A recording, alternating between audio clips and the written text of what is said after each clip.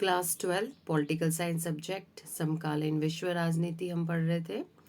पहला अध्याय शीत युद्ध का दौर हम पढ़ रहे थे, जिसका लास्ट टॉपिक था शीत युद्ध क्या है। इसी टॉपिक को आज हम आगे बढ़ा रहे हैं। शीत युद्ध के बारे में हम अध्ययन करेंगे। देखिए, जब शीत युद्ध का दौर आया तो हमने देखा कि द्वितीय विश्व युद्ध के बाद में संयुक्त राज्य अमेरिका और सोवियत संघ के बीच इतना अधिक तनाव हो गया, जिसी को हम क्या कहते हैं, शीत युद्ध के नाम से जानते हैं। शीत युद्ध क्या था? एक रण क्षेत्र था जो कि मानव मस्तिष्क जो है उसका केंद्र था, समझ लीजिए। दोनों महाशक्तियां क्या थी? वैमनस्य और कटुता दोनों ही महाशक्तियों में बढ़ती गई। दोनों महाशक्तियां क्या करती थी कि राजनीतिक प्रभुत्व के लिए वो राजनीतिक प्रचार का संग्राम इन्होंने आपस में छेड़ दिया।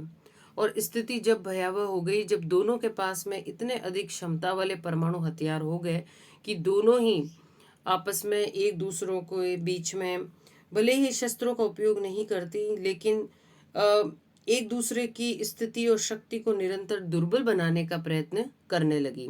ऐसी स्थिति में क्या हुआ कि जब ये दोनों ही महाशक्तियां के पास में इतनी क्षमता के परमाणु हथियार हो गए कि वे एक दूसरे को असहनीय क्षति पहुंचा सकती है। ऐसे में दोनों के बीच में जो रक्त रंजित युद्ध था वो होने की संभावना थोड़ी कम हो गई, क्योंकि उसका क्या कारण रहा कि पूरी विश्व जहां पर परमाणु बम गिरने पर, जैसे हमने पता है कि ये तस्वीर आप देखें कि जब द्वितीय विश्व युद्ध में अमेरिका ने हिरोशिमा और नागासाकी पर बम गिराए थे, जिसकी डिटेल इसमें है, आप ऐसी पिक्स को देखें कि ये जो तस्वीरें हैं ये हमें दिखा रही है कि अमेरिका का जो हिरोशिमा और नागासाकी पर जो बम गिराए थे, तो ये जो परमाणु बम थे, ये जिनके नाम थे लिटिल बॉय और फैंटमैन, ये इम्पोर्टेंट नाम है इनके। और इन महाशक्तियों के पास में आज परमाणु हथियारों का जो जकीरा है उसकी तुलना में ये बम बहुत छोटे थे। तो इसका मतलब क्या हुआ कि जिस समय परमाणु हथियार गिराए गए थे तो उस समय इतने जो थे क्षमता वाले थे, जैसे कि 15 और 21 बताए जा रहे हैं। लिटिल बॉय और फैंटमैन ये दोनों ही 15 और 21 किलो टन के क्षमता वाले बम है। मतलब क्या हुआ कि गिराने के बाद, द्वितीय विश्व युद्ध के बाद में, उसके बाद में दोनों ही महाशक्तियों ने क्या किया है कि अपने जो परमाणु हथियारों की क्षमता है वो बढ़ा दी है। ये इस एग्जाम्पल से स्पष्ट हो रहा है। देखिए, इतनी कम क्षमता के परमाणु बमों से भी अकल्पनीय जो है नुकसान हो सकता है। 1950 के दशक की शुरुआत में ही संयुक्त राष्ट्र अमेरिका और सोवियत संघ ऐसे परमाणु बमों का परीक्षण कर रहे थे। देखें आप, जब द्वितीय विश्व युद्ध हुआ उसके पास में ही हम देखते हैं बाद में, जैसे 45 तक वो विश्व युद्ध कंप्लीट हो गया था। द्वितीय विश्व युद्ध 1950 की बात चल रही है। यहाँ इन्होंने 10 से 15 हजार किलो टन के, देखें आप, पहले 15 से 21 किलो टन क्षमता थी, और यहाँ हम देखें कि 10 से 15 हजार किलो टन के इन्होंने परीक्षण शुरू कर दिए। दूसरे शब्दों में ये बम हिरोशिमा और नागासाकी पर गिराए गए परमाणु बमों की तुलना में हजारों गुना ज्यादा जो है वो नुकसान पहुंचाने वाले थे। तो शीत युद्ध के दौरान हुआ क्या? दोनों महाशक्तियों के पास में इस तरह के हथियार मौजूद थे। जरा कल्पना कीजिए कि ये हथियार दुनिया भर में क्या तबाही मचा सकते थे। तो हम ये देखते हैं कि इन्होंने, दोनों ही संघों ने, एक तो यूएसए ने और दूसरा यूएसएसआर जो है, इन दोनों ने ही अपने परमाणु क्षमता जो है इतनी अधिक बढ़ा दी कि अगर ये दोनों ही अटैक करते हैं तो तबाही जो है वो पूर्ण रूप से, विश्व की तबाही निश्चित है। तो इस दौर में क्या हुआ कि शीत युद्ध हुआ।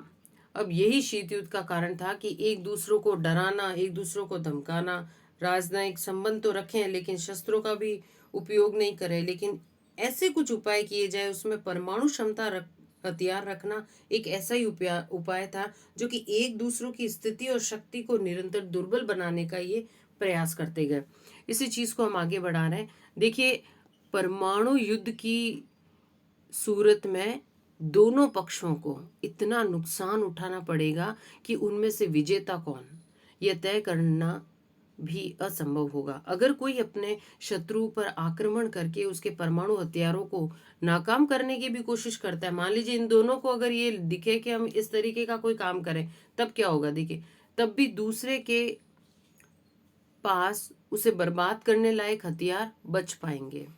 तो अब इसे अपरोध का तर्क कहा गया। अपरोध का यहाँ पर क्या अर्थ हुआ कि भाई अगर दोनों ही देश अपरोध की भावना रख रहे हैं, जैसे कि यूएसए और यूएसएसआर, अगर दोनों ही अपरोध की भावना, जैसे मतलब अपरोध की भावना का क्या मतलब है कि रोकने की भावना, ये भी तो जरूरी है।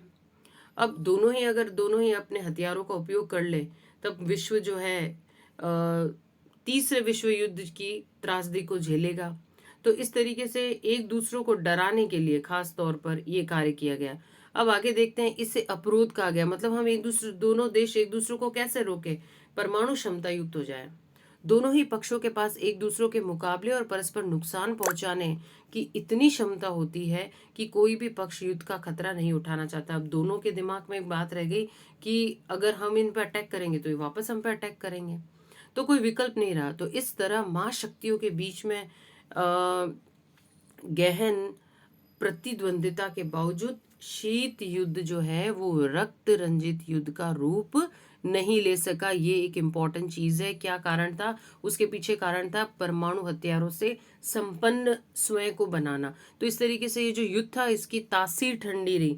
तासीर ठंडी रहने का मतलब क्या हुआ? रक्त रंजित नहीं हुआ ये। अब पारस्परिक अपरोध की स्थिति में ने युद्ध तो नहीं होने दिया, लेकिन यह स्थिति पारस्परिक प्रतिद्वंदिता को न रोक सकी, लेकिन आपस में उन्होंने प्रतिद्वंदिता बराबर रखी। शीत युद्ध की प्रमुख सैन्य विशेषताओं पर ध्यान दें। अब यहाँ पर इंपॉर्टेंट चीज आ गई कि इसमें दोनों महाशक्तियां और उनके अपने अपने गुट थे। अब देखिए हर कोई देश क्या चाहता है कि एक दो गुट बन गए, क्योंकि दोनों के पास में हथियार थे, दोनों शक्ति संपन्न थे। अब छोटे छोटे देशों ने सोचा कि अब इन दोनों ही देशों में से किसी एक देश के साथ चल लेते हैं, और दोनों ही देश जो यूएसए और यूएसएसआर दोनों ही अगुवाई कर रहे थे, परमाणु हथियारों से संपन्न थे, तो छोटे छोटे देश इनके गुटों के अंदर चले गए। अब इन परस्पर प्रतिद्वंदी गुटों में शामिल देशों से अपेक्षा थी कि वे तर्कसंगत और जिम्मेदारी भरा व्यवहार करें। अब छोटे देशों को लगा कि अब किसी एक ग्रुप के साथ तो हमें जाना ही पड़ेगा, ताकि हमें क्या मिले? सुरक्षा मिले, हमें हथियार मिले, आर्थिक मदद मिले। अब इन देशों को एक विशेष अर्थ में तर्कसंगत और जिम्मेदारी भरा बर्ताव करना था। परस्पर विरोधी गुट हमें पता है कौन थे? एक तो यूएसए और दूसरा यूएसएसआर, सोवियत संघ था। अब आपसी परस्पर विरोधी गुटों में शामिल देशों को समझना था कि आपसे युद्ध में जोखिम है, क्योंकि संभव है कि इसकी वजह से दो महाशक्तियों के बीच में युद्ध ठन जाए। जब दोनों महाशक्तियां और उनकी अगुवाई वाले गुटों के बीच पारस्परिक अपरोध का संबंध हो तो युद्ध लड़ना दोनों के लिए नुकसानदायक साबित हो सकता था। इस जिम्मेदारी में इसका अब क्या मतलब हुआ कि संयम से काम लेना और तीसरे विश्व युद्ध के जोखिम से बचना। शीत युद्ध ने समूची जो मनुष्य जाति था उस पर जो मंडराता हुआ खतरा है उसको संभाल लिया। तो शीत युद्ध का दौर जो है देखा जाए तो विश्व के लिए जो था एक अच्छी घटना के तौर पर भी हम देख सकते हैं, क्योंकि इससे विश्व जो है परमाणु हथियारों के नुकसान से बच गया। अब इसी के कारण आगे क्या बना? दो ध्रुवीय विश्व का आरंभ। अगला टॉपिक यही है इसके अंदर जो कि हम डिस्कस कर रहे हैं। देखिए जब दोनों महाशक्तियां विश्व में विभिन्न हिस्सों में अपने अपने प्रभाव के दायरे बढ़ाने लग गई। अब दोनों जो महाशक्तियां, दुनिया क्या हुई यहाँ पर? लगभग दो गुटों में बट गई। दुनिया को यहाँ दो गुटों में बांट दिया, एक तो यूएसए और दूसरा यूएसएसआर। ऐसे में किसी मुल्क के लिए एक रास्ता था कि वह अपनी सुरक्षा के लिए किसी एक महाशक्ति से जुड़ जाए और दूसरी महाशक्ति तथा उसके गुटों के देशों के प्रभाव से वो बच जाए। ये कार्य करना था।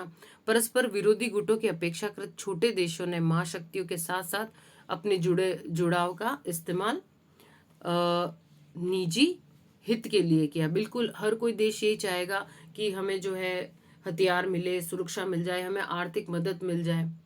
तो इसके लिए हर कोई जो देश था वो धीरे धीरे कोई यूएसए की तरफ चला गया, कोई यूएसएसआर की तरफ चला गया। तो इन देशों को स्थानीय प्रतिद्वंदी देश के खिलाफ सुरक्षा का फायदा मिला, हथियार, आर्थिक मदद मिली। इन देशों की अपने पड़ोसी देशों से होड़ थी। देखिए जो छोटे छोटे देश थे वो आसपास के पड़ोसी देशों से जो उनकी आपस में जो पड़ोसी देशों के साथ होड़ थी, तो उस होड़ से भी जो है आगे निकलने के लिए, बचने के लिए महाशक्तियों के नेतृत्व में वो चले गए। तो महाशक्तियों के नेतृत्व में गठबंधन की व्यवस्था से पूरी दुनिया में 2 खेमों में बट गई। ये इंपॉर्टेंट चीज है कि दुनिया जो है वो कितने खेमों में बटी। 2 महत्वपूर्ण खेम थे, एक तो यूरोप का पश्चिमी हिस्सा और यूरोप का पूर्वी हिस्सा। देखिए, पश्चिमी यूरोप के अधिकतर देशों ने अमेरिका का पक्ष लिया। जो पश्चिमी यूरोप था उन्होंने अमेरिका का पक्ष लिया, और इस खेमे में पश्चिमी और पूर्वी गठबंधन भी कहलाए। तो पश्चिमी और पूर्वी गठबंधन ये दोनों ही कहलाए। इसके बारे में हम थोड़ा आगे नेक्स्ट क्लास में हम चर्चा करेंगे। एक बार आप इस डायग्राम को देख लें। देखिए, इस डायग्राम में हमें क्या दिखाई दे रहा है कि ये वाला जो क्षेत्र है, आप इसे देखिए, येलो कलर का जो ये क्षेत्र है, ये यूएसए जो है, संयुक्त राज्य अमेरिका, ये इन देशों की अगुवाई करता है, जो येलो कलर वाला है। और छोटे छोटे देश इसके साथ जुड़ चुके हैं। यहाँ जो रेड कलर आपको दिख रहा है वो यूएसएसआर है, इसके साथ में छोटे छोटे देश जुड़ गए। अब ये पूरा जो यूरोप है, इस पूरे यूरोप में हम देखते हैं ये है पश्चिमी यूरोप और ये है पूर्वी। तो अब पश्चिमी और पूर्वी के अंदर क्या हुआ, पूरी दुनिया 2 गुटों में यहाँ पर बट गई, जिसको क्या कहा गया, एक तो पश्चिमी और दूसरा पूर्वी गठबंधन। ये दोनों गठबंधन हो गए। अब हम देखते हैं कि येलो और रेड के अलावा क्या है। देखो, येलो और रेड के अलावा हम देखते हैं कि एक ग्रीन कलर हमें दिखाई दे रहा है। देखिए, ग्रीन कलर में जो है ये कम्युनिस्ट खेमे जिसे हम कहते हैं, ये जो कम्युनिस्ट खेमा है ये है भारत, इसके अंदर एग्जाम्पल है। तो ये ग्रीन कलर का जो दिख रहा है इसमें कम्युनिस्ट था, मतलब ये किसी के साथ नहीं थे। और स्लेटी कलर का ये जो आपको यहाँ दिखाई देगा, इसके अंतर्गत क्या है, ये वाले जो पार्ट है स्लेटी कलर के, इसके अंदर ये है कि ये जैसे आयरलैंड और ये, तो ये किसी के साथ शामिल नहीं हुए, किसी भी गुट में शामिल नहीं हुए। तो इस तरीके से हम देखते हैं कि शीत युद्ध के दौरान यूरोप 2 प्रतिद्वंदी गुटबंधों में बट गया। ये आपको मानचित्र में दिखाई दे रहा है। नेक्स्ट क्लास में इसकी हम पूरी डिस्कस करेंगे।